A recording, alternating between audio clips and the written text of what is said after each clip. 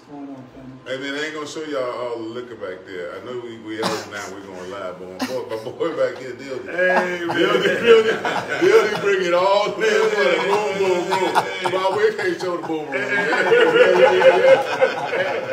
I do believe in people having soda pops. Well, I just said the boom room. I didn't say what it was. I just said the boom room. We be talking and people get thirsty. Yeah, grown folk beverages. They get thirsty, right?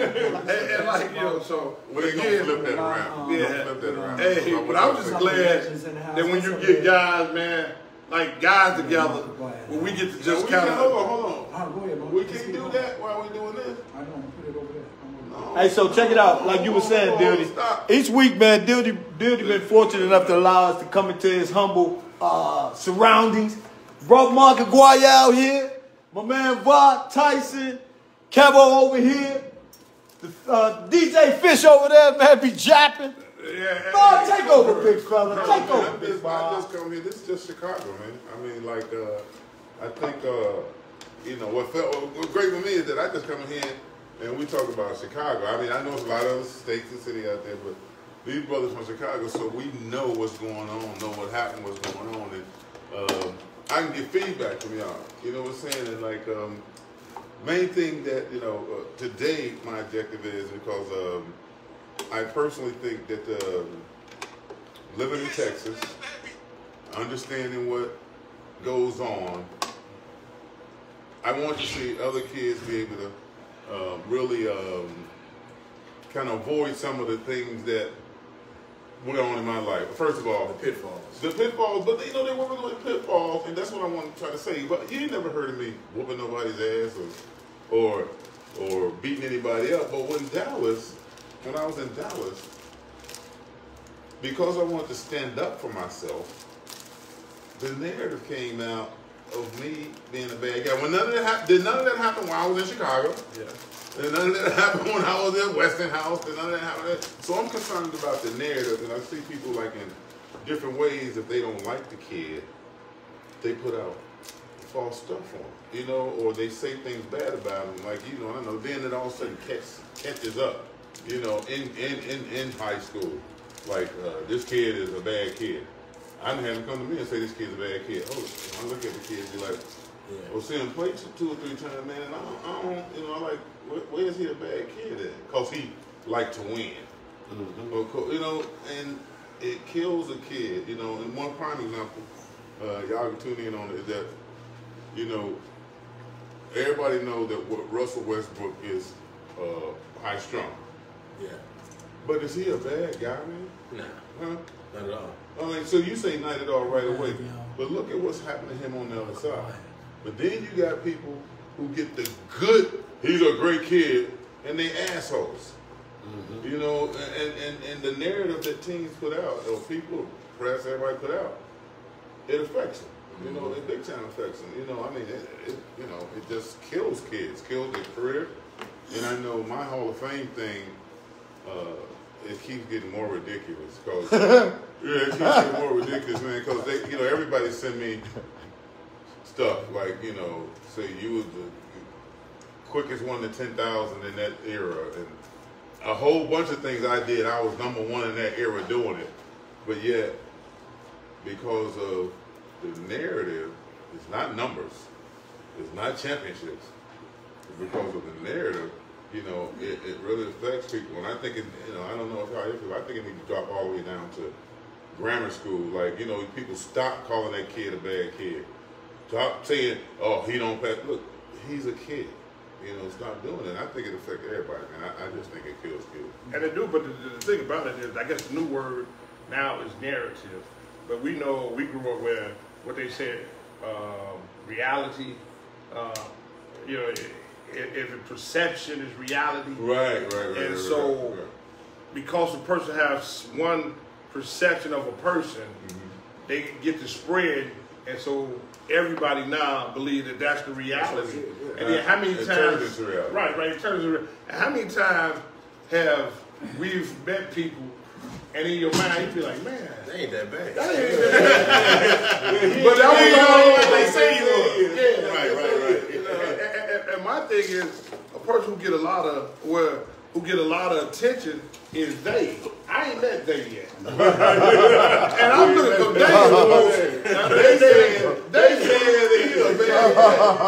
They is the most amazing person in the world. I ain't met they. And I hear about they all the time. You know, it's a new thing now. You know, it's a new thing. You got to watch when you say they. Because they done took from the LBGQT stuff to now it's they and them. So in certain areas you can't say they or them because now it goes back to that LGBT. So now that's it's a whole new thing. So now it's tough, man. So now it's rough out here now. But my whole thing is that serious. And I think it's got a lot to do with my spirituality. Is I don't prejudge nobody. Everybody I talk to, I make my perception on how I deal with them. They're gonna show you what they are. So nobody can come in with me, and I'm probably old school because to me everybody is innocent until proven guilty. It ain't the other way around. And I know in relationship, a lot of times you deal with relationship, women and men, the girl or the man is guilty until proven innocent. And I got to just say, in my just the way I like to believe about me, I'm the total opposite of that. But I say, man, these young people, I feel sorry for them. They did not have the opportunities and experience. But who puts that out? I mean, it comes out. Who puts it out? What Haters. Yeah. So here we go. First of all, somebody hating on this kid. Haters. Somebody, some other parent, some other haters, or guy cause his kid ain't playing because he playing in front of them, and then they sit in the stands and talk about, boy, he just don't pass the ball. Haters. Oh, I think you just hit the big kudos right there. The parents, like you just said, my kid not playing in front of your kid. How do that happen? Because the kid that's playing in front of you better than you or have more skills than you. But then, so that's where it's coming from. The narrative comes out. You know, I mean, it's hard to stop that one. You know, it's really hard to stop that one. But my thing with that, like Mark, like I told you, man, we grew up and you was the biggest thing in Chicago. You was before. I'm gonna tell you the way you was. The biggest I was thing. Jordan before Jordan. That you was So we are in a state where people want their credit. He heard me say that to him. And so he just stole what I said about him to him, and he just used it. He beat me to it. And you was Jordan before Jordan. Exactly. And crazy. And then watching. And I've been watching. And Mark, for you to supposedly quote unquote be this bad guy, like I don't ever recall in college you ever getting a tech.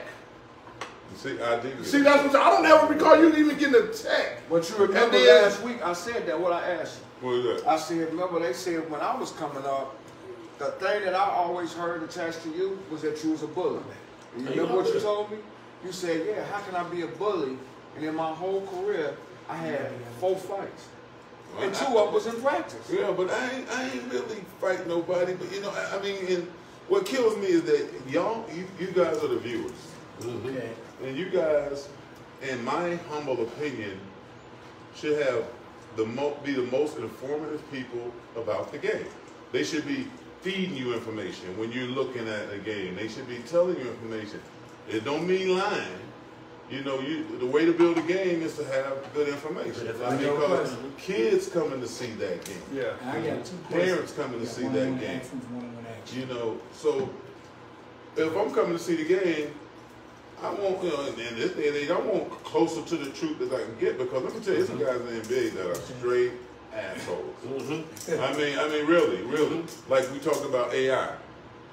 Allen Iverson, man, is one of the most beautiful people, heart-wise, person-wise, all of this. But when he get on the floor, man, he'll kill him. He'll kill him. So, you know, I can't fault him for being a killer. Then they say, they took that thing out of context to say, when he said practice. You know what he was saying? When he said practice, he wasn't talking about I won't practice. Yeah. You know, he was talking about saying that ain't what make me better. You know what I'm saying? Is that I practice, but well, I just heard another story. But he had story something what happened. I told it because I found out that practice thing, and that's what messed him up, was that how everybody knew that one of his close guys had just got killed. Yeah. And this is what they wanted, and they kind of, when we talk about the word, we talk about the narrative, they went right over that narrative, but it was clear to everybody, even the media, one of the guys who had helped raise him and got him on a straight and narrow path had just died. And so he was dealing with that. But nobody else speaks about it. But other people know about that. I mean, that don't even have to be the main factor. The main factor is when you're a basketball player, he's a professional athlete. When you know what it takes to get to where you are, as professional as he is, and the productivity he does in the games, the numbers, the victories, the losses, he's giving you his 100% all. Every time. Every time. That has never been questioned. Yeah. So I guess he was like, if you really want to start like belittling me up talking about practice, I'm giving you 150% of everything I am on this court. Why is this even a subject? Why is this even a topic of discussion? Why is it even into what interest? I'm giving you what you want. I'm giving you what you want. You getting your tickets working. You getting everything. But just because I said practice, now you want to spit. But I whole thing, I don't want us to get off course with this, because really what I've enjoyed, man, you coming out and kicking it with us, is what I really enjoyed is really us changing that narrative about whatever perception is out there about you. And that's what I really like about this, is now you're getting some real true confessions and true testimonies that, wait a minute, man, this guy that y'all talking about, like, man, this ain't that guy. And this is, so we're speaking facts, we ain't speaking perception. And so we want to stop that negative narrative that's out there about Mark McGuire. And like I keep saying, and I'm going to keep preaching it, and some people going to disagree with me, and I'm fine with a disagreement, but I'm speaking with facts. I continually said, your unselfishness, for some people to say, well, Mark is selfish, your unselfishness is what won Detroit championship. Because if you would have ever just, and I keep telling you, been real selfish, and I don't think selfish, because I think at times selfish could be, I guess, a good thing. Like Carmelo Anthony, and that's what, and it was good to see Isaiah, and Isaiah, he got to give me some credit on that. I was saying, when he compared, if Mark would have just did what Carmelo did, and stayed, did his own thing, he'd be a first ballot Hall of Famer. And then people want to talk about, when I said this, I said, man, Mark is better than all them guys, Tim Duncans and Karl Malone. I say all them guys needed somebody else to get them baskets. I said, this man got baskets in high school. This man got baskets in college. This man got baskets in pro. He didn't have, when you had to run a set to get him and put him in position. And so that was my reason why, and I stand on that. That's why he was better than them. Because he could go get his. He didn't have to be with the great Popovich and Tony Parker, David Robinson, Ginobili, did all them guys. I'm with you on that one. And so I stick with that. I'm with you on that one. Now let's say if he just go and he just stay with his, man, this man here go down in one of the top scoring in history. Because you can't now. And one thing that he says, and this is who he is, which I've always said, you know, just from, man, the time the man just came back and gave and volunteered with me at Chicago State. The man is, what they say, he's too humble. He's humble to a fault. Right. He's humble to a fault because, man, if he really was this guy, this man would have, he could have led the NBA in scoring. Like if he was really selfish, he could have did that. Right? Tracy, so is narrative the new word? That's what I said. That's the new word. It's an old word. It's an old word, but it's a new word. Okay, well, on the narrative side, can I say that, like you say, you was never that bad dude that certain people try to make you out to be, but do you think that came when you got to Detroit? As them being bad boys, did that make you a bad boy? It cleared up in Detroit. It came out of Dallas? Yeah, but see, it wasn't. It wasn't the Dallas people, man. It was the regime that was before the Snow regime. Whoa! You know, dog, you got to think about it. I was in Dallas in the '80s. They were talking about what's the guy named? That was a brother that got drugged. behind the trucks, Murray. Oh yeah, the King brother. I mean, yeah, Dennis actually paid for his funeral. Wow. The guy, you remember the guy they did? Yeah, I know you talking about they tied him to the truck. Killed him? Yeah. Wow. Yeah, but what I'm saying is that if anybody want to act like this don't exist, and I know a lot of people are not going to, Dallas was a different racial tension person, place back then. Yeah. You know, and We're still the South. yeah, but I'm from Chicago. Exactly. So, you know, I didn't adjust well to not respecting me as a individual. Right. You know what I'm saying? That I was supposed to jump every time it jumped. So what happened was, I mean, I think the coach said, and I'm not going to mention names, said that he said things to me that he wouldn't say to his dog. Right. In the newspaper. I say his name. Basketball Chronicles. But he said, but that was in the newspaper. He said to the newspaper, totally disrespecting me. How can you say that to the masses about me? Even if you felt that way, why would you hurt me right then and there? That hurt me. If somebody's reading that and say the coach said, he said things to Mark Aguirre that he wouldn't say to his dog. What did that do to me as an individual? That as an individual Yes, it is, instantly Leslie. put me in the bad guy world. Straight from the man. You know, put me. And then back then, all the writers were Basketball loyal to the franchise. Yeah. You know, they weren't loyal to me. Exactly. So, The president of the American Hospital Association just said, "This is great." Yeah. What kind of people are Yeah, we could have used you back in the days when I was killing these boys. Yeah. Hey, Bob, but my whole thing to this, with that again, man, is what? Let's really talk about what society has a problem with. Society really have a problem with people that look like us and confident. I was totally confident. That's what the. I was totally confident. That's one thing. And so if anybody would have ever said to me, well, Mark is very confident, I would have said, yeah, he is very, and I want to be confident like him. I want, and every time he did go on the court, you could tell he felt he was the best player on the court.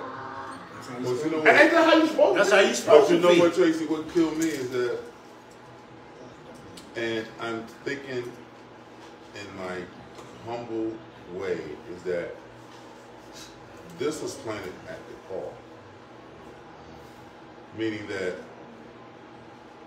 I had never heard myself being called an enigma. You know what I'm saying? By anybody. But then when I got to DePaul, me and Ray was tight. We were tight. Me and Ray Meyer, we talked about things. I mean, everything. And he was so honest with me. All went to the fact that when I'm up in Lincoln Park, he was like, listen, you can't go everywhere. What do you mean, Coach? He said, listen, we got to have a talk. And he went to the black and white talk and like just honest. And then I had to run around and tell him, say, look, when you go on the west side, you can't go everywhere. You can't go there. Right. You can't go there. Right. So that filled me up. But what happened was that my honest opinion is that Ray Meyer I became Ray Meyer's confidant. I became his confidant. None of the assistant coaches, even his son, the AD, his son, nobody. And for a black boy to actually freshman, my freshman year, become his confidant, people were sensitive. Yeah. There was a lot of people in there didn't like that. Yeah. Didn't like that, you know. And then I'm innocent. I'm just out of high school. I don't know anything. But then, because of Ray Meyer doing that, I became the enemy. And now, so in order for me to get some juice, if I leak this, if I leak that, if I leak this, or if I tell the pro scouts something they need to hear, I would get bigger in their eyes. So I actually think I was sold out. I think I was sold out. Yeah, I think I was sold out by an individual at DePaul. Wow. Yeah, I really do, because you've never heard it anywhere else. my high school coach, nobody in Chicago. Most people see me in Chicago, they be like, man, yeah, I seen Mark, man, he came over to places people won't go. Yes. You know, like you say, Inglewood, there's no player in Chicago now, ever been in Chicago. Whoever been in Chicago made the troll say that they supported Chicago youth in basketball more than I did. No one. No one. There's not no one. And I don't do it on, because catch me on Channel 7. I just drive by the playground and be like, hey man, what y'all doing? You know what I'm saying? So I'm built like that. You know, but you know, it's some because it was nothing to see you just show up and walk in the Bud Billiken parade. No, I'm doing that. That's what it was done. And so that's what I'm saying. We have choices of what we can actually make a narrative. And so this stuff, and we make the negative the narrative, that's a choice. But that's a choice that we have chosen to make. And I'm telling you, man, like, you know, the crazy thing, like you said, and you told us, Ray Meyer was your man. And clearly your man. And for somebody at DePaul right now, today, to not be thanking you, because we know what DePaul was before you got there. No, let me tell you. We know what it was before you got there. I went to DePaul. I'm happy. I love Chicago. I never even heard of basketball. That's what everybody do. So this Hey, we heard. You heard from the man himself. You even heard. You heard. I heard Loyola more than DePaul. But let me just say this real quick before we. The crazy thing about it is, if you watch DePaul right today, Yeah, that's Tracy. their games on TV. That's Tracy. Right. Do you know when they're talking about the great DePaul, they talking about the Mark McGuire. Mark ain't played at DePaul in 40 years. At Let me least. see. Wow. And now this is what all the news and everybody is still, so we can say what we want. DePaul, Mark is still the face of DePaul. Now I worked at DePaul and I brought in a great recruiting class, the whole thing, but still, and even in the recruiting, I said, hey, my pitch to the Quinn, the Bobbies, and the Lance, and Steve Hunters, and Andre Brown was, man, y'all could be like Mark McGuire. Point of reference. Mark stayed at home. He wanted to rep his city. He wanted to do something real special in his city. He didn't lay the groundwork for you guys. Right. So now y'all ain't the ones that's going to go in there and start it and see if it works. He didn't show you. He took that chance for all you got. So it made our recruiting a little easier. Yeah. It made our And then what they make it to the Final Four? Did they make it all the way to the Elite Eight? It was Florida State. I think it was Florida State. more of a, when you get on the bus Florida in State. the morning going to high school, Yeah, LeVar. Florida State. when I got on the bus driver say, I know you ain't going to that school. You going to DePaul, right? Right. I get off the bus, I go in there, everybody got their little local store. The store owner like, so where it's gonna be? You know, I mean it was the city recruited you. the city recruited me. So it was like, it wasn't, Big Ray had a lot to it. It wasn't Joe Meyer. Joe Meyer was the worst recruiter of all time. Right. But it was Ray Meyer in the city, and, you know, recruit me. And then I stepped back and looked at it, Just pass it on. and I was like, Really keep going. this before they got guess and called it a It's break. basketball I talk. don't know. I mean, I ain't was playing like, no music. Why would I go? Fuckers always To tell that me school. music. And I already built, you know, that many Name people here. here. No, I mean, why would I didn't go to that school? You know, so it got to be like, you know, I know the ball ain't bad. But then my visit to all the other schools, and I was giving them the business. So I think, I don't know, we could play with the team. Yes. We could actually go, you know, we could go into school once you get recruited. You could say, well, I want to play ball, and they would go get their team and you play ball. So after I went and seen all them buses, I was like, y'all okay. Play. I'm trying to tell you, I can get 5 guys out my playground and come up here and way out. He's talking about well, this back in the day. On his recruiting trip, playing against the guys that's already there. Yeah, but this we talking about. Let's look at this. We talking about back in the day now. You know, Mark was taking the bus. Right. Some of the schools were recruiting him. I know back in the day, they would have had somebody beat him up and taking them to school, and after school taking them back home. I got all that. So he would have had all that back then. Because now, as we got in here, student athletes now being able to earn money off their name and whatnot. Now, as we got that going on, back in the day, it was illegal. But just if you would have, if he would have took advantage of some of those opportunities, they was really back then. They was really doing it back then. Boy. I got a question for you, Mark. You filled seats at the park. You filled seats at the park. They was lacking in attendance. Yep, they was lacking in attendance. Yeah. So too let me ask you quick. Killed a couple people. They built it too quick. They built that thing in one summer. Yeah. So what about? Let me ask you a question. So what do you think about the DePaul basketball program today? I don't know if I actually think. That's a good question. What about their program today? From recruiting, from coaching, and just it's so simple. It ain't disrespecting nobody. They have forgotten Chicago. Look, man, that's what I want to hear. I'm a humbly speak for Mark. At the end of the day, it's a private school that don't want no drama. They don't want no hard-nosed kids from the hood. They don't want this image and persona that's going to destroy everything that they got going on. So that's why the disconnection is there. Because when marketing was there, they coming straight from the hood. They coming with real basketball knowledge, grit, and hunger.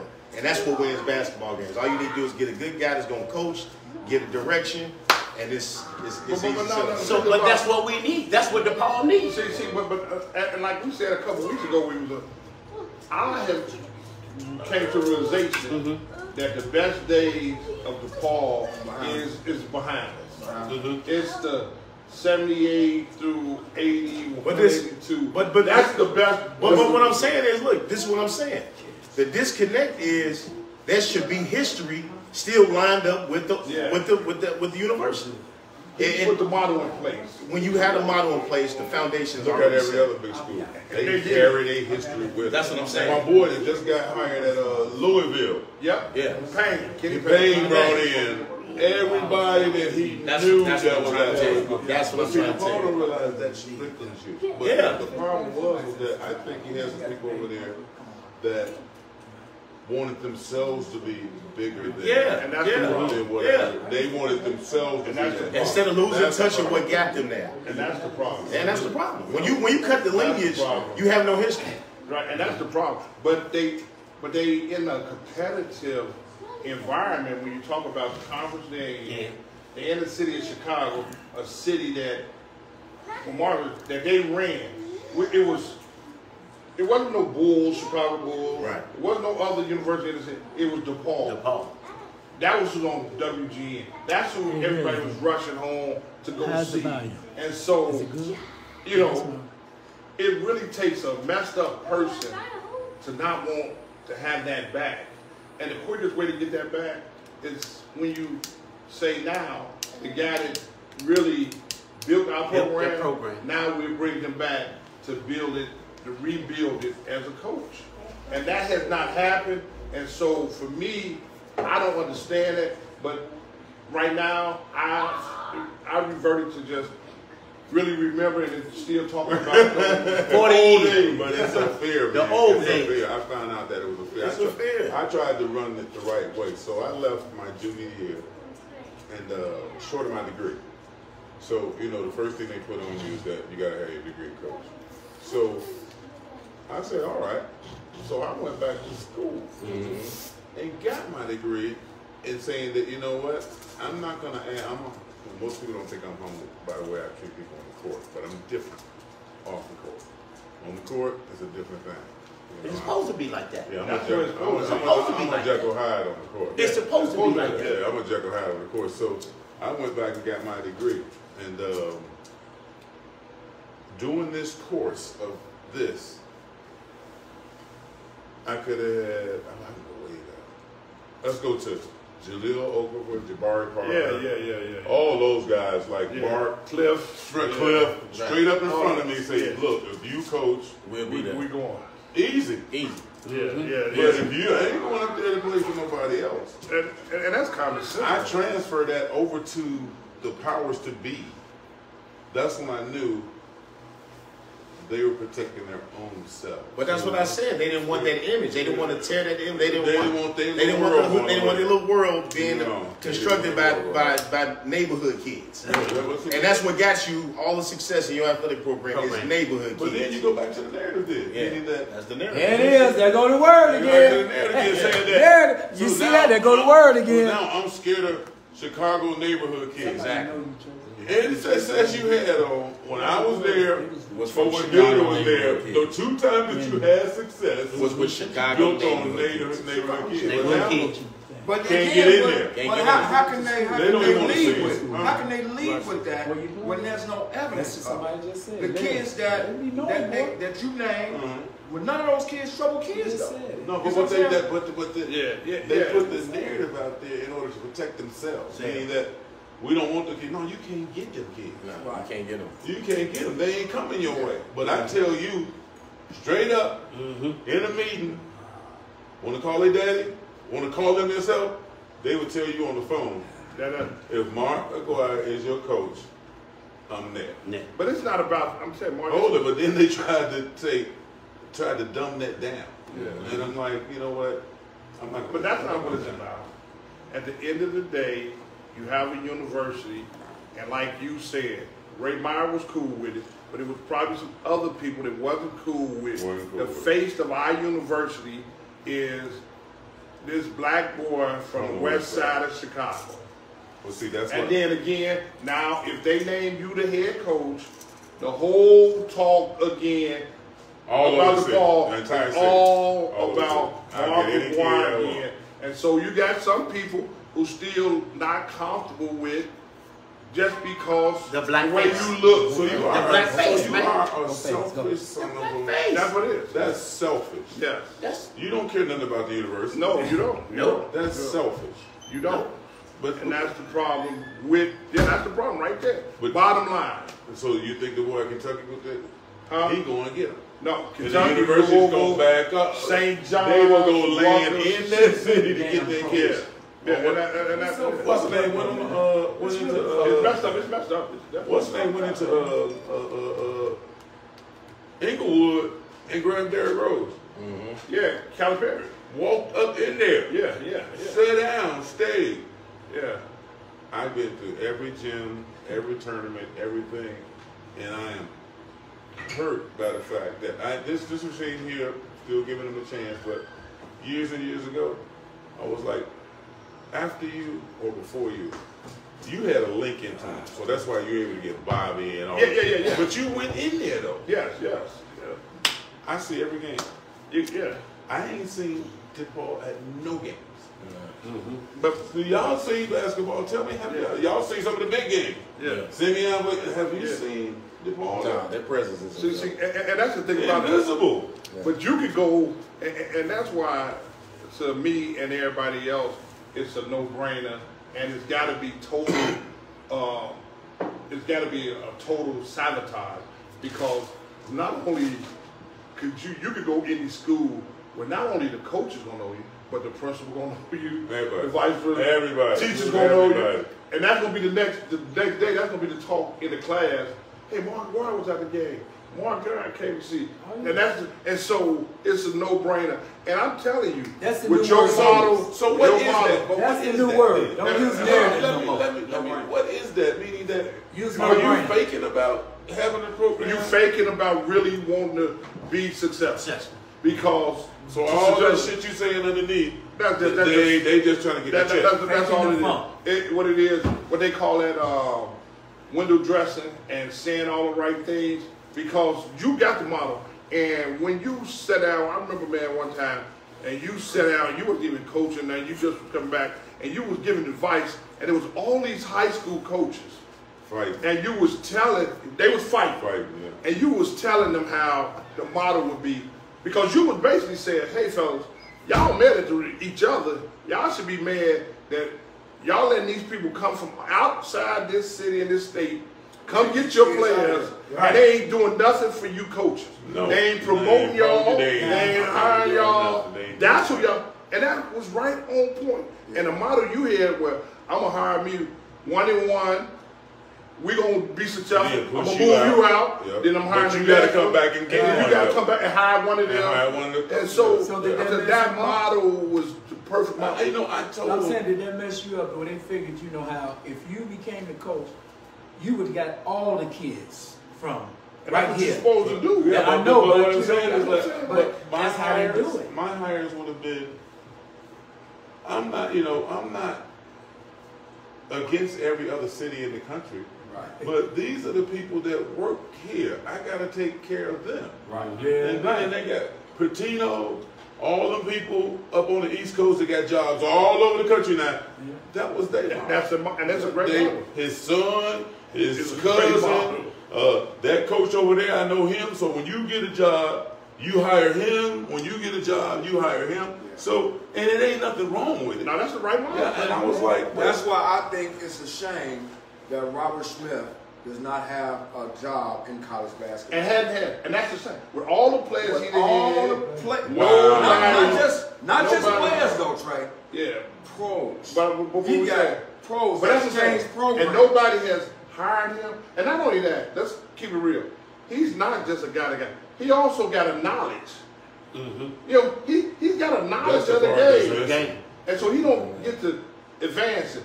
And just speaking to him that, you know, he might be even talking about on the downswing of the coaching and not ever gotten a chance to coach at the college level. And so again, man, that's he why want that though, Trey? he wants yes. Okay. Yeah, he Wow. wants it. That's why I want. Yeah, he definitely wants it. That's And so bogus. we got like I'm talking about when you talk about him, you talk about Tyrone Slaughter, you talk about Lou. Yep. You know, Lou Adams, man, you talk about, man, rest his soul, my brother Goody. You talk about, man, you know, man, you talk about even Lamont Bryan when he was, the list go on and on, man. You talk about Novell and it's so many. So let me tell you the other side though. What pisses me off is that they get into, and I think all us ball people are ball player people, regardless of whether you got a coaching job or you got not a coaching job. But you got people who are straight, I would call them almost traders, meaning that you would sell that kid,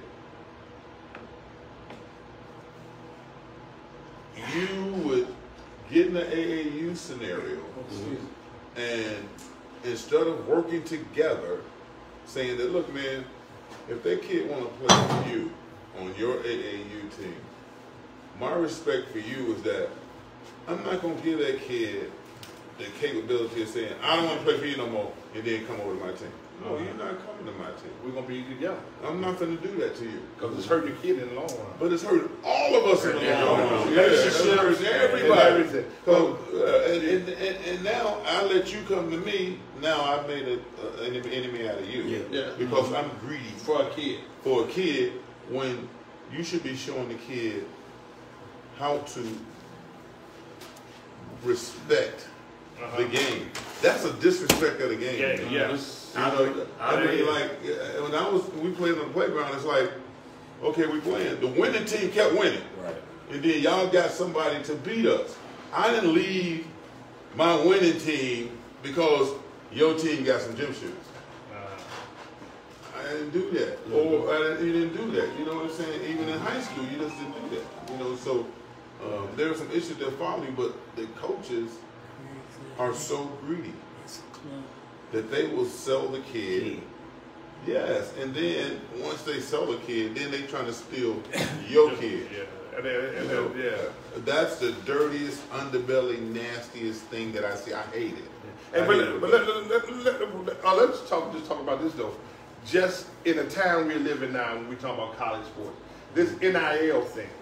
Just Mark, You know how what? much money could you have made? You know with what? I NIL? like it. I like it. I love it. I like it. I love it because I never understood how they used to separate. And I'm a college coach. I've been coaching Division I for 33 years. I never understood how they said that the kids is amateur, but the coaches are professionals. Yeah.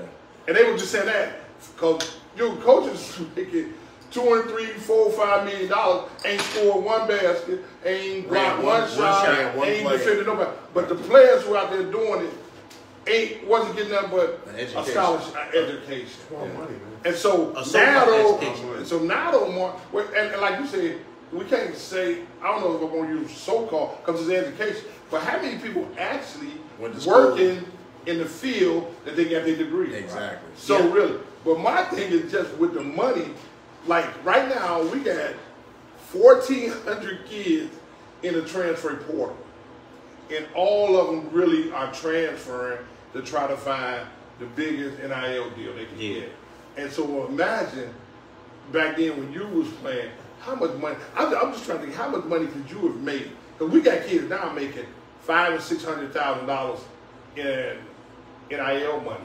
So imagine what you could have paid. What's NIL? Name, image, and likeness. That's what it is. Whatever. They can use it to make money. So you become a brand. You become right. You become your brand. You become a fucking millionaire. A million. Over. But let's look at it. And they said 79, 78. Let's look in the entire context. Is that both of them can't survive. The NCAA or the players. Because if I'm a guy in a big corporation, DePaul's a good school, but Marvin Gardner sell. Yes. Michigan State's a good school, but Irving Matthew Johnson sell. I got you now. I can say Matthew Johnson and All-State.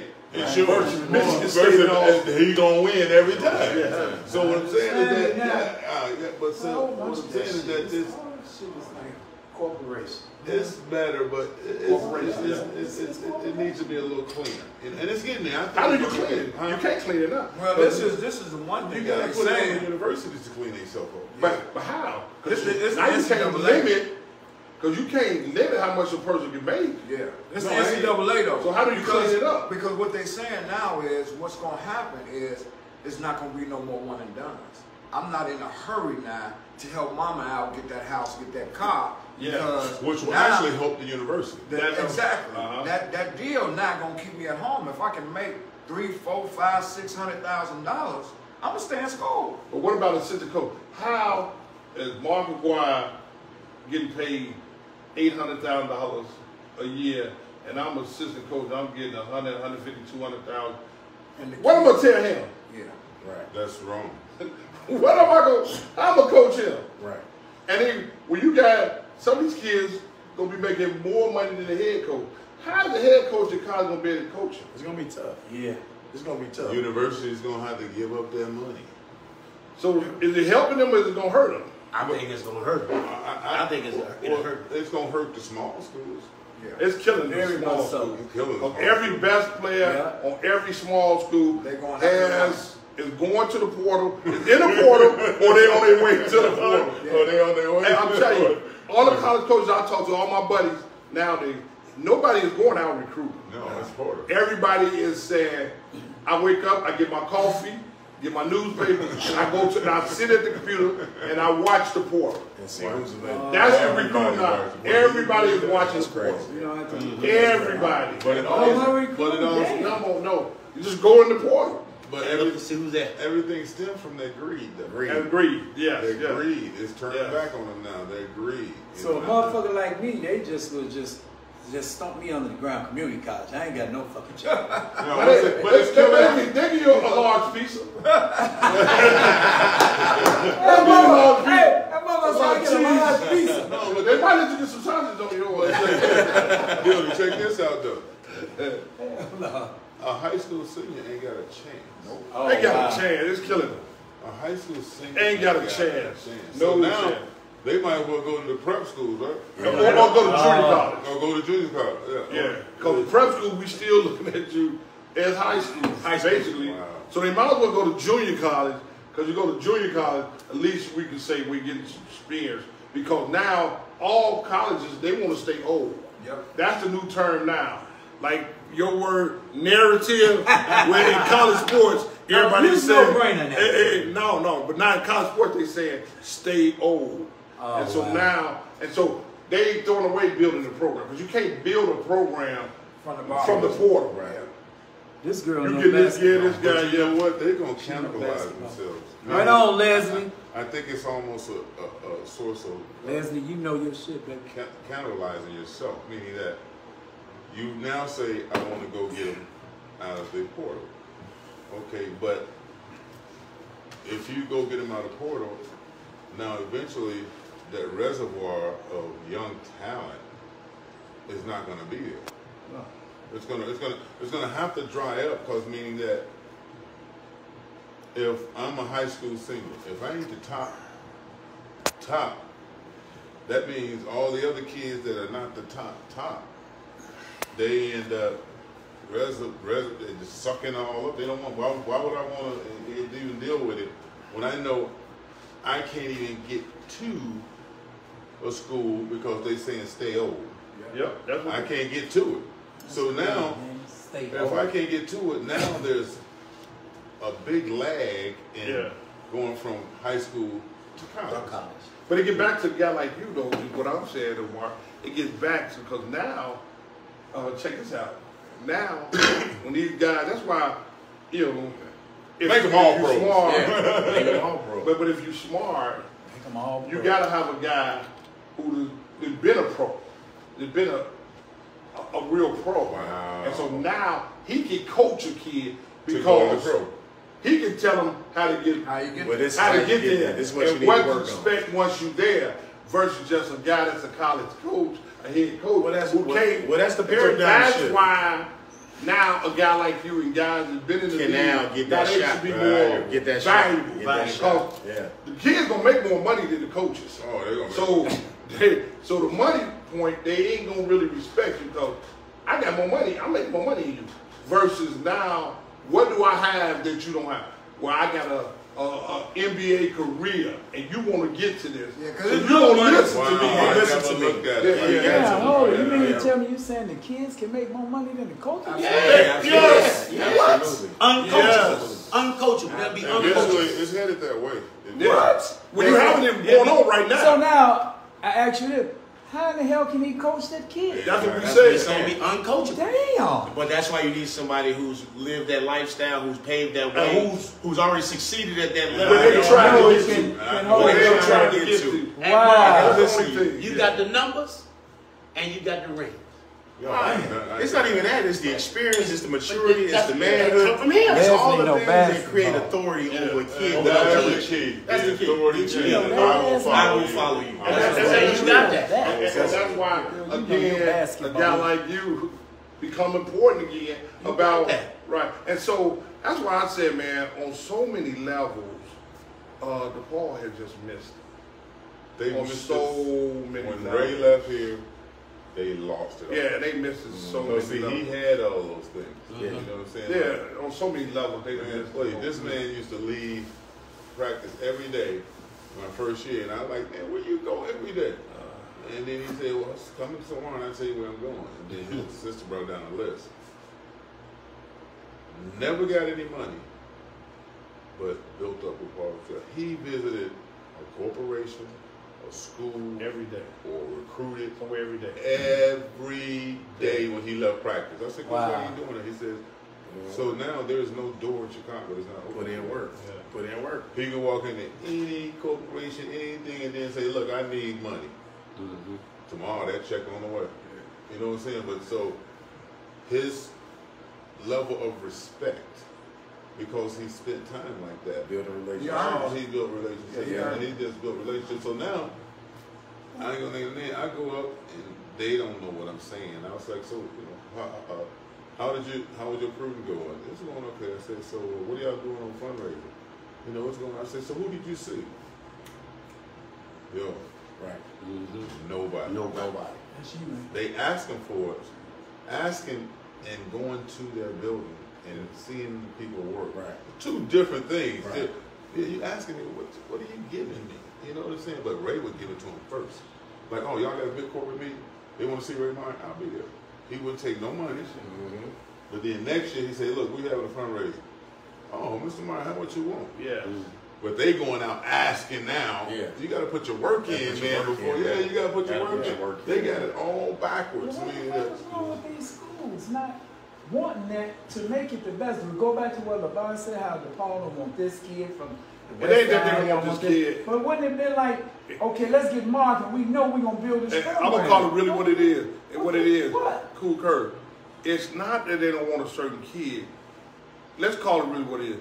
They don't want this man the face of their university. That's crazy, man. That's the same That's thing. the bottom. They fucking built they DePaul. just don't want this man Yeah. the face of their Ain't university. no That's question. crazy. That's What I'm bottom trying to line. tell you. I never knew What DePaul I'm telling was you that little is, until you man, told me I that. was little. I mean, I'm here in Chicago. I went to Sonny Parker, who played with me.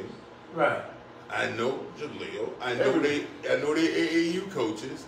They walk up to me and say, Mark, they waiting on you. I mean, every last one of them coaches that had them All-Americans over the last 10 years, AAU coach. And he don't say this to no other recruits, no other coaches. No, he say, Mark, they waiting on you. I said, well, okay, well, you know, when you get the job at DePaul, they come. And that's But a wouldn't fact. that make the But ball say we need him? And that's what I'm saying. See, the thing about it, like I would love to be in a situation like if Mark, the head coach. Now, what he does for his assistants, because his assistants, we are always trying to sell our head coach. Right. He's an easy sell. Right. And so the assistant coaches get it going. Right. And then now when you bring Big Mark in, it's going to close Yeah, the door. it is. See, there's nobody in, and that's not, see, and then people, again, try to create, Kool Kurt word, the narrative. Well, we won't just, well, Chicago, no. Now you're talking about a guy who's from Chicago, who's not just a Chicago guy. He's a national name. Right. But So he's no. going in these plays. But you know the flip side, what they gonna say is, but you know what? He doesn't have any college coaching experience. No. This is But what they it ain't all said it's boils not, down. so many people getting them jobs. But this is what it all boils down to. But they can't say that shit. I'm in the They can't say that no more. Oh yeah. What's his name at Vanderbilt? They got a lot of places. Yeah. The nail in the head is I will have to humbly apologize, kill my pride, to say I'm sorry over the fake narrative I did because over the years, Yes. this totally transpiring to say now I want to put this man in charge because he always knew the right way how to do things. Because he learned from Ray, he's part of that history, and we need that back. There it is. And that's the bottom No, line. I'm just saying. That was my question. That's why I asked y'all. Let me make it clean to you That's the like bottom this. line. Let me make it clean to you like this. And this The might, pride. and you're right. Called You're right. pride. And you're right. The And narrative. I got to go back to Ray. Yeah. Ray didn't have that type of pride. And he taught me not to have that type of pride. But it's the That's what I'm saying. people. Yeah, it's- They pride. He said, We're listen, talking about their pride. yeah, I'm saying, but I'm saying that he taught me that ain't how you do it. Nah. So when he and I sat down, it was always about how do we make this better, but then it ends up better for everybody. Exactly. You know, it ends up better for everybody. And everybody that was in that organization at the time, when you get a #1 team in the country, the greed mongers come out. Oh, they come out. Oh, it was all about what they could get Right. out of it, Right. why they can. And you could see them, you know, but Ray wouldn't look like But that. big fella, this is the other side to that. Like, that just shows that this thing is so deep, and at some point somebody got to come in and change because it's so deep, Mark. Because not only do you bring Mark Aguirre, Come on, man. but now you bring all the Ray Meyer people who actually left when Ray Meyer left, and all the people that really supported Ray Meyer, the young people and their kids now who supported Ray, they come. See, you got that part too. You bring all that back. That has not been brought back since Ray Meyer's been gone. The Meyer people, they was loyal to Ray Meyer. Yeah. And so you is connect. You bring that back, and you bring the mark. So what if they did? If they would have ever done the right thing, they might be building another ring. Well, I'm gonna tell you what's crazy about Right this. now. And you're totally right. Yeah. And this is what's crazy about this. This is why I like, you know, I don't call it stupidity, but I call it like an inability to see the entire sculpture. Meaning that there are a lot of pros that out here trying to coach, trying to learn, but none of them went from their high school,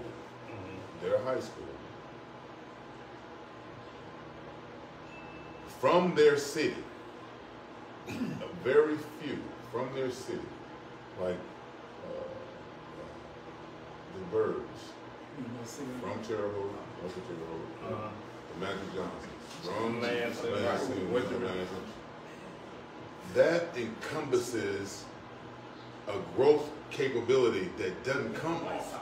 You know what I'm saying? Like that growth, you always go out somewhere else, or a pro come from somewhere else to go to another team, because, or he was only there for college.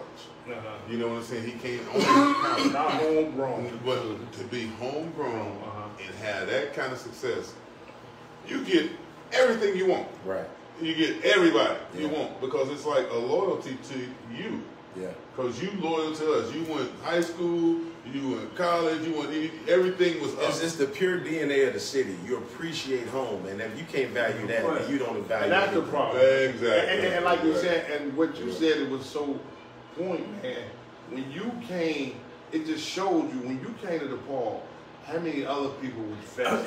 The CTA driver, the candy store, the store was fast. One more thing on tape. Go ahead. Before you got to DePaul, I want you to tell some of my people, because they didn't know.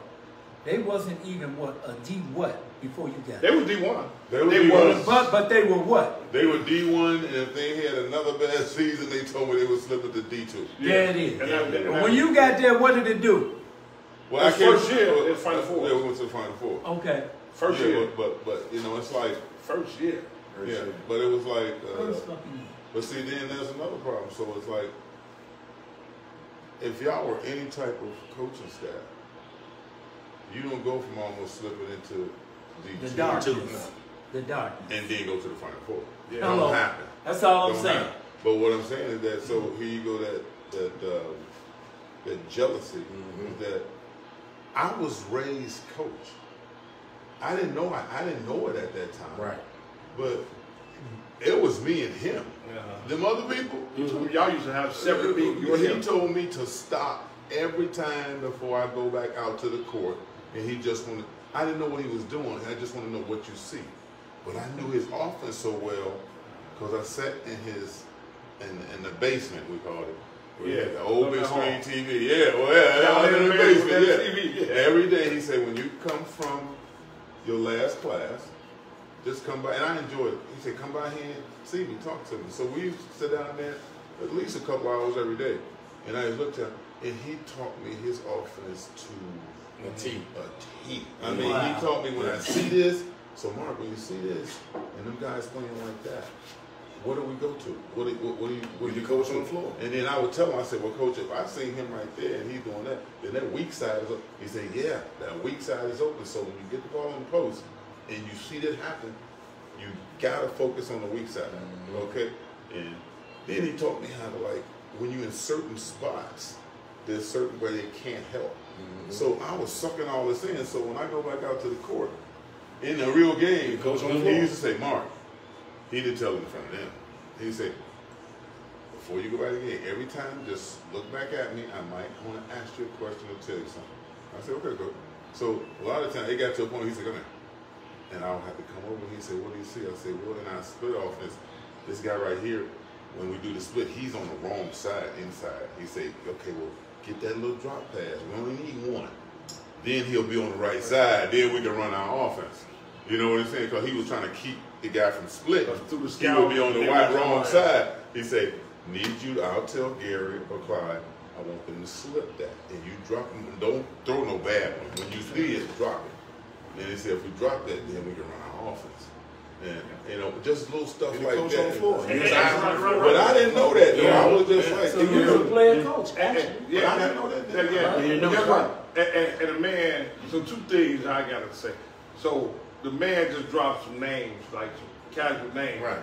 That you got to be a real, show that you was following him to know them other guys. Yeah. And when he said Gary, he said Clyde. I know you're talking about Gary Garland, Whitney Houston brother, Clyde Bradshaw. The point guard that next time he make a jump shot, gonna be his very first jump shot ever making.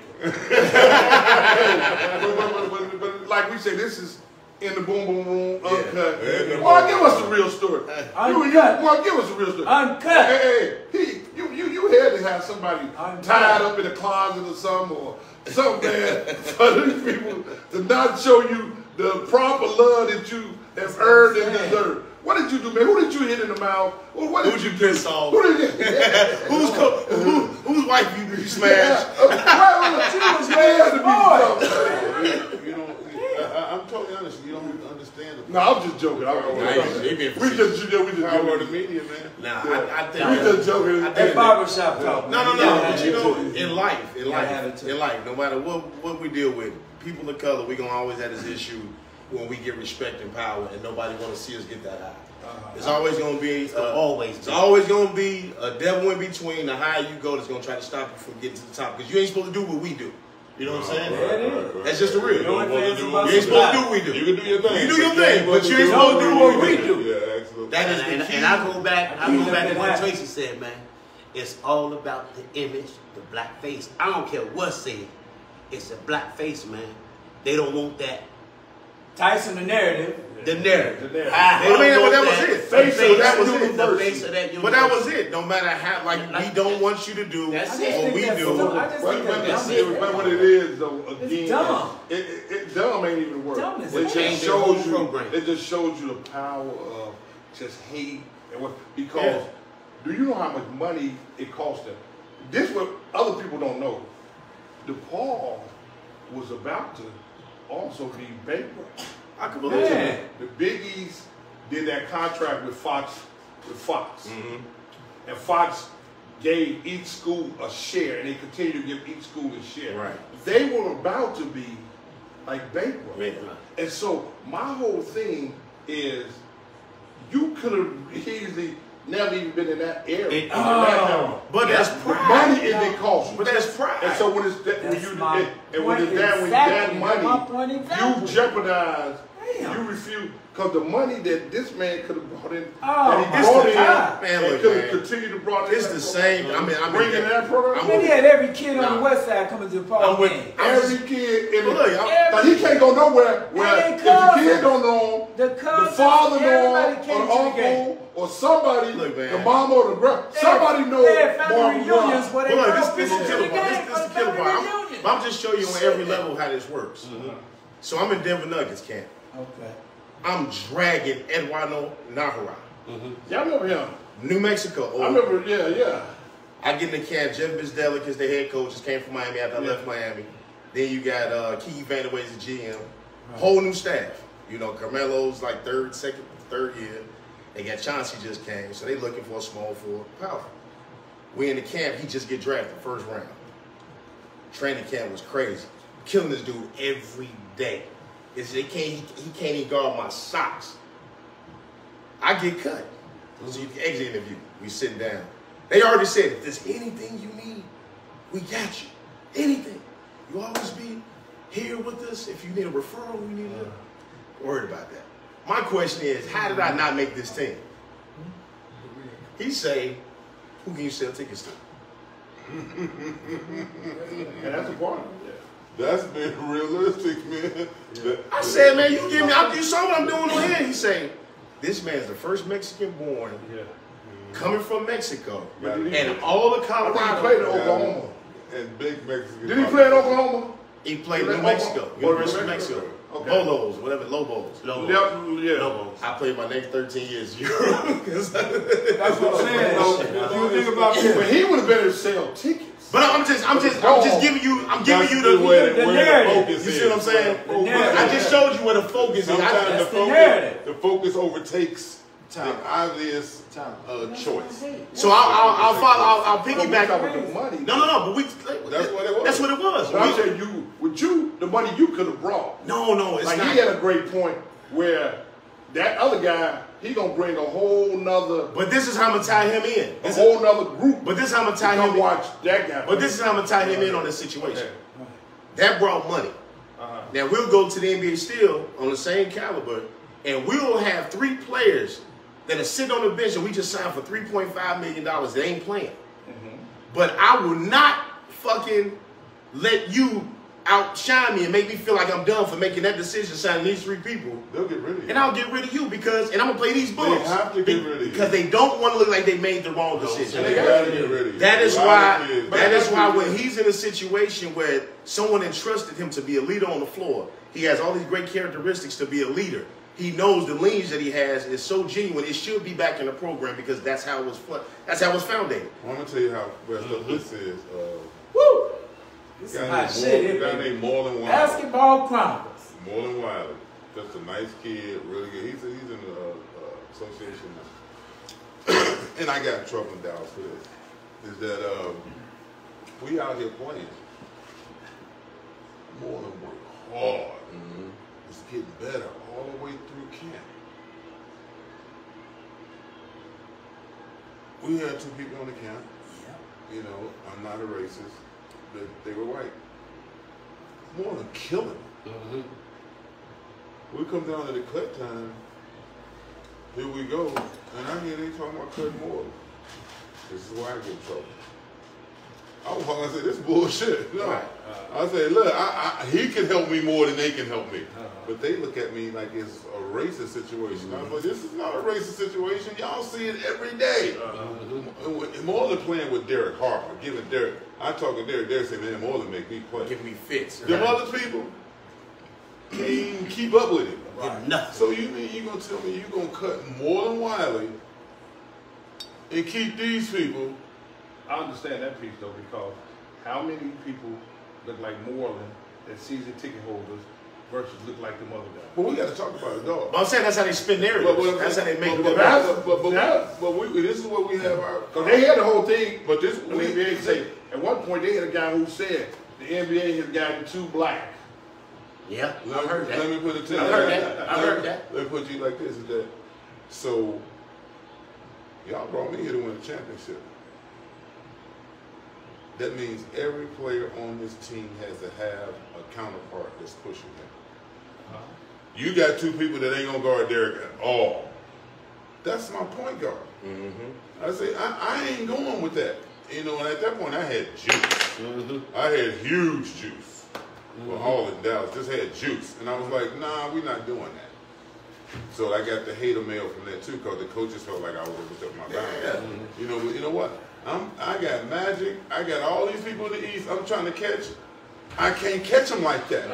I cannot catch them like that. Like, but look how the narrative is spun after you stand up to authority and let them know what you see on the floor and how you want to win.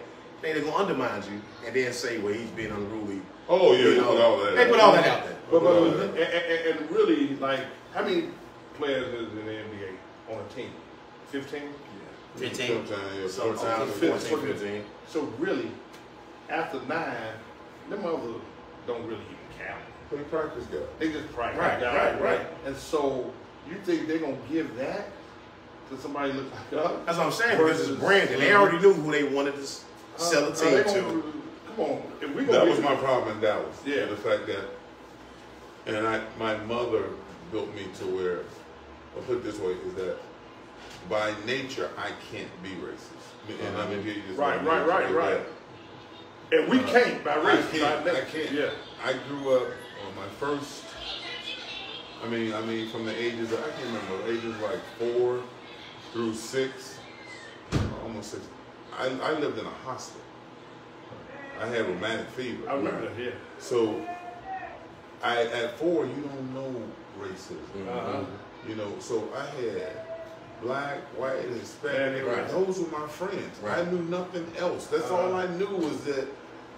We lived on each other because all of us in there very sick. Yeah, so this was our house. Right. So I was in there every day. I didn't know what it was. And when I got out at 7 years old, I asked my uncle who had been in the war. I had to sit because he would always tell me. I said, you know, I don't understand. You know, I don't understand this like this. And man, he messed my world up when he told me, you know, that you were different. Well, he told me this. I mean, I haven't even got educated on. I haven't even got educated on the early days of slavery yet. Right. Four. Right. You know what I'm saying? I don't know what that is. Then my grandmother told me about, matter of fact, she was cleaning houses. I used to ride with my grandfather in his truck to the place that she cleaned houses. I had no idea that was. I just knew there was some white people in there, and then she went in there and did what she did. We picked her up.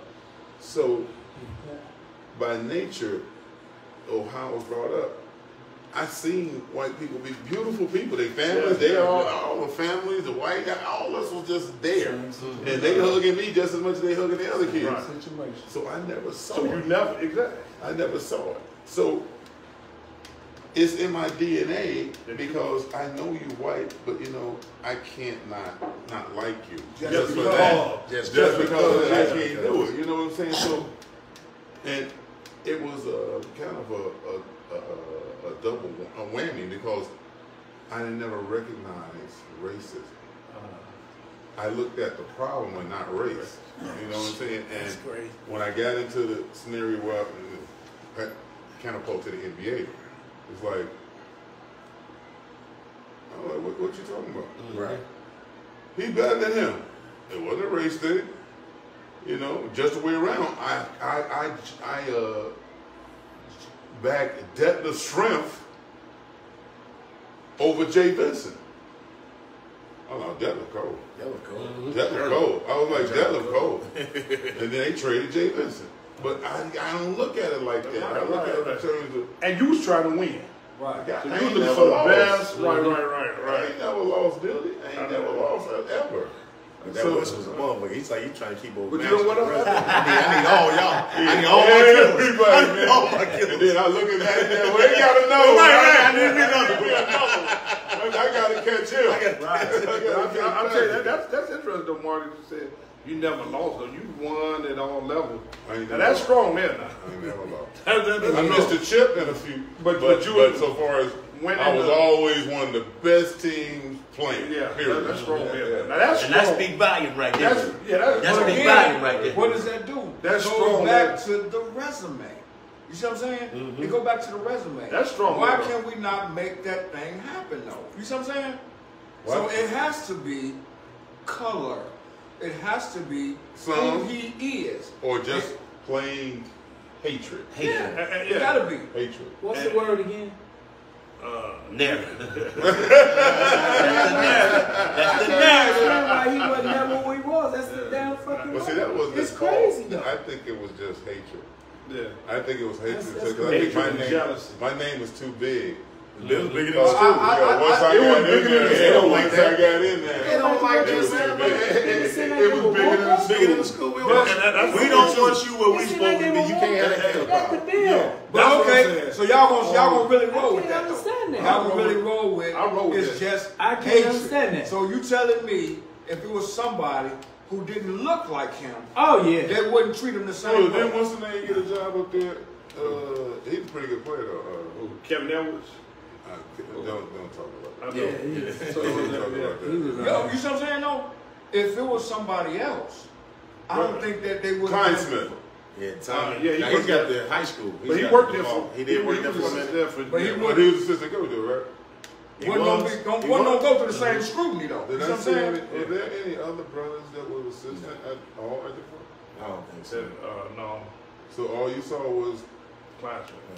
But I mean, I thought Stanley Grundy was a No, he was never assistant. And what's his name? Kevin Edwards always was the public relations or something like that. Community stuff. Yeah. This is what I'm saying. crap. Man. If you want to identify with your university and have some history, you get people from the history involved in the university. At least ask them. At least let them decline. You know what I'm saying? If just ask this man. You know your he ball. has never ever approached. That's what me I'm saying. about You know your ball. So man. then, anything. so they don't want to deal with it. They don't want But to. the thing is that they become, they become, their power goes away. It does. Because if I come there, and all Not Chicago Mark knows, Woods. if Mark that person White. in the office say, Mark White is, and I step up and say something different, I overrule all that. Yeah, you got. That's what they were scared of. Yeah. I overrule, and then I'm gonna go back in the hood and get some people who are And that's what they don't qualified, who are qualified in the hood Right. to say, hey, listen, they need to have a job too. Yeah. You know, right. I want to take best qualified person, so it wouldn't just be basketball. Yeah. They're like across the board. You know, like hold on. You know, so far as CFO, so far as we can't just be giving these jobs to nobody. I need somebody qualified to do this.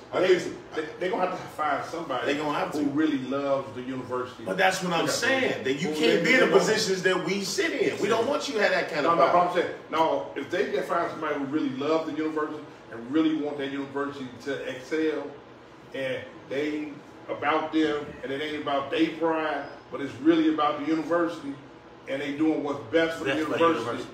What the people have done in the past, they just haven't done what's best for the university. Right. Man, I saw nepotism. Who was Tracy Webster? You know Tracy Webster. Trey Webb, that's my boy, Trey Webb. Okay, well, he said he was an assistant coach, right? Right. But then he went to Wisconsin? But he played in Wisconsin. Okay, he played in Wisconsin. Right, he didn't. That's Mark Aguirre, not Mark Woods. You better not mistake me. Somebody said Mark Woods. Mark Woods. Who said, is that Mark Who Woods? said that? Philip. Hey, yo, hey, hold on. Are you from Chicago? No, he must not be. You really from Chicago. He said Mark. He said, is that Mark Woods? Who's Mark Woods? I don't even know who that is. There you go. Go back. Hey, we got to talk about Tell me about Mark Woods next week. Right. Or the week after. Did you hear that? All right, we're going to sign up. So everybody, let's wrap it up and then we'll come back. I just want y'all to know that I know when I talk to these guys and everybody else I talk to, I don't know how y'all gonna like it, but what I do trust in these guys is the fact that we're gonna hammer the truth out. Okay, Craig. Whether it hurts, whether it don't hurt, whether it's black, whether it's right, y'all can just do what y'all want to do with it. But we're gonna tell the truth because there's so much racism out here in sports, and there's so many people who've been done wrong in sports who could actually excel our game. Could make our game better, but they're cut down because of different reasons. And I know I'm not going to be like this, but you know what? In my heart, I got to let it go. So this is the Boom Room. We're going to be here. And every week, we're going to talk about the truth. So many, but the other thing, because we doing is speaking the truth. And I don't think it's so many, we mentioned consistency, but there's so many personal agendas out here that's affected the totality of when you talk about like a great university like DePaul. Is a personal agenda, and that personal agenda for years it had the effect of why the university is where it's at now versus to where it could have been or could be. You absolutely right. Same thing at Chicago State. They wasn't doing nothing till Tracy got there. When Tracy got there, they started winning. And we hung a banner. They hung a banner. My son played for me. We hung a banner. They ain't right. Yeah, first time ever in postseason. Hey. And my son was a co-captain. Mark Aguirre, Tracy Dildy, LeVar in the building, y'all. We're going to take an intermission. Curry in the building. Kev in the building. Chicago State didn't do nothing till Tracy got there. My son played for him. We'll be back. Like he said, we'll be back. But it's real facts up here. The